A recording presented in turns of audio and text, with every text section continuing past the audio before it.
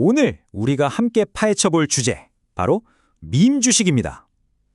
소셜미디어가 어떻게 월스트리트를 통째로 뒤흔들었는지, 그 거대한 혼돈 속으로 지금 바로 들어가 보시죠. 자, 이 숫자부터 시작해볼까요? 120. 이게 뭐냐면요.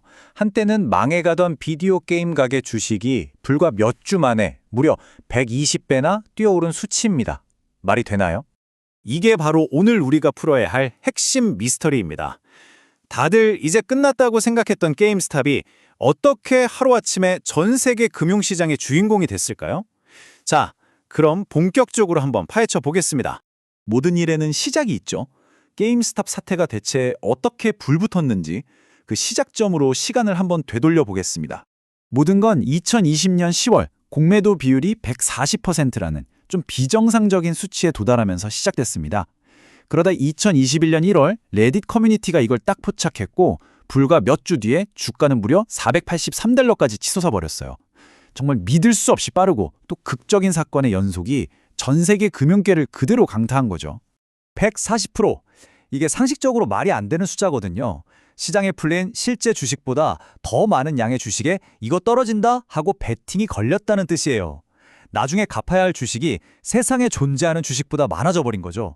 이건 뭐 거의 불꽃 옆에 놓인 거대한 화약고나 마찬가지였습니다. 아니 근데 대체 어떻게 이런 일이 가능했을까요? 이 광기 뒤에 숨겨진 작동 원리를 한번 제대로 해부해 보겠습니다. 이건 말이죠. 한쪽에는 레딧 같은 소셜미디어에서 밈과 어떤 스토리텔링으로 똘똘 뭉친 개인 투자자들이 있었고요. 다른 한쪽에는 오직 재무제표랑 기업의 가치, 이 펀더멘털만 믿는 기관 투자자들이 있었던 겁니다. 이건 그냥 돈 싸움이 아니라 완전히 다른 두 투자 철학이 정면으로 부딪힌 문화적 충돌이었어요. 이 운동의 지휘본부는요, 무슨 월스트리트의 화려한 사무실이 아니었습니다. 바로 레딧의 월스트리트 배츠라는 온라인 커뮤니티, 네, 바로 이곳이 모든 전략이 시작된 곳이었죠. 개인 투자자들이 사용한 무기가 바로 숏스퀴즈라는 거였어요. 이게 뭐냐면 기관들이 주가가 떨어질 거라 예상하고 주식을 빌려서 막 팔아치우니까 개인들이 오히려 좋아 하면서 힘을 합쳐서 그 주식을 미친 듯이 사들인 겁니다.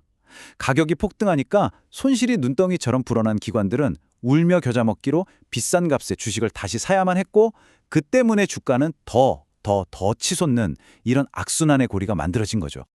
그리고 이 불길에 기름을 부은 게 바로 그 유명한 포모였습니다. 나만 뒤처지는 것 아니야 하는 이 공포심이요. 어마어마한 상승세를 옆에서 지켜보던 더 많은 사람들이 이 흐름에 막 뛰어들면서 정말 거대한 군집 효과가 나타난 겁니다. 이렇게 개인들의 심리가 모여서 만들어낸 게임스탑 사태는요, 이걸로 끝이 아니었습니다. 이건 금융시장 전체를 뒤흔드는 거대한 충격파의 시작이었죠. 이 광풍은 곧장 영화관 체인 AMC로 번졌습니다. 팬데믹으로 힘든 우리 영화관을 구하자, 이런 영화관의 반란이라는 스토리가 붙으면서 개인 투자자들이 정말 열광적으로 달려들었죠. 다음 타겟은 경영난을 겪던 생활용품 업체 베드베스앤비욘비였습니다. 여기도 마찬가지로 높은 공매도 비율이 개인 투자자들의 공격 본능을 제대로 자극했어요.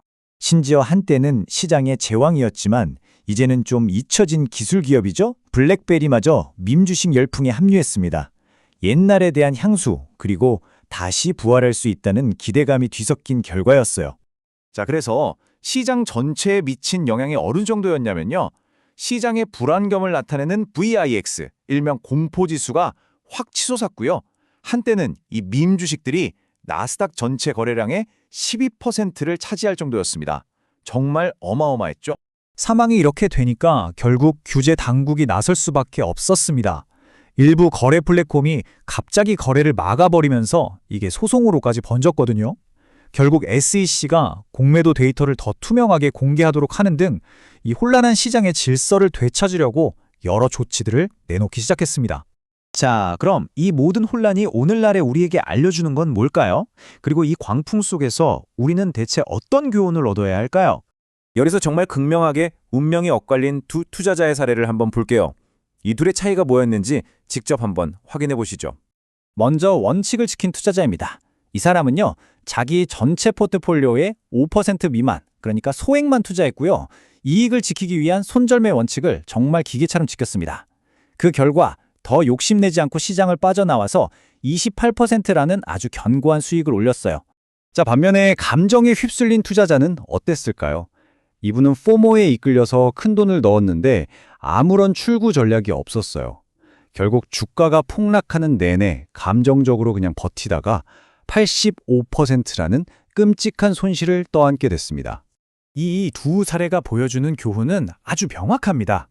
밈 주식이라는 이 새로운 전쟁터에서는요, 그 어느 때보다 감정을 싹 빼고 자신만의 원칙과 리스크 관리 전략을 세우는 게 생존에 필수적이라는 거죠. 밈 주식 현상은 소셜미디어, 기술, 그리고 금융 이 세 가지를 이제는 뗄 수 없는 관계로 완전히 묶어버렸습니다. 그리고 우리에게 이런 도발적인 질문을 남기죠. 과연 이것이 우리가 앞으로 마주하게 될 금융시장의 새로운 현실, 뉴 노멀이 될까요?